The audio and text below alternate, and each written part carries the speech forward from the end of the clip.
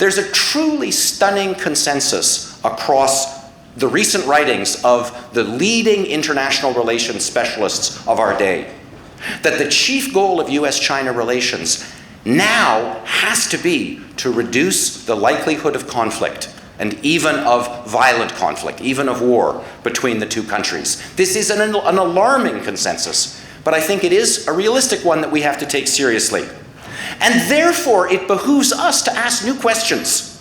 What can we do to serve this goal of slowing and arresting and reversing the deterioration of the bilateral relationship, and thereby reduce the horrific possibilities of conflict between our two societies? What can the people in this room and those of you joining us online do? For most of us, it doesn't make sense to aspire to shape the leadership of our two societies.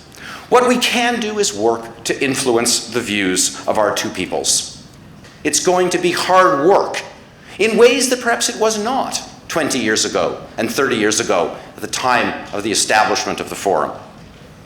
Those of us who seek to uphold these principles and support continued exchange and dialogue will increasingly face suspicion from both sides.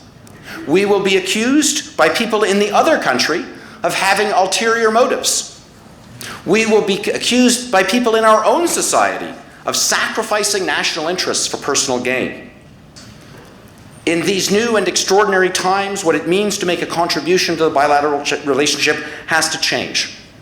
We all must think about how the individual relationships that you will make here over this weekend and elsewhere can contribute not just to your personal and professional advancement, but to better understanding and to a better relationship between our two countries.